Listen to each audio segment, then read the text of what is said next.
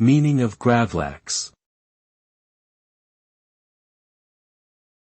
Gravlax. Gravlax. Gravlax. Gravlax.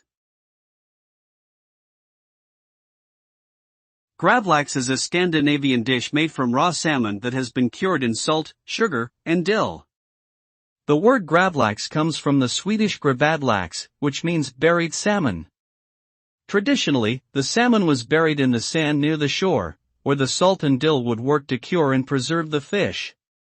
Today, gravlax is typically prepared by coating the salmon with the salt and dill mixture and then refrigerating it for a few days.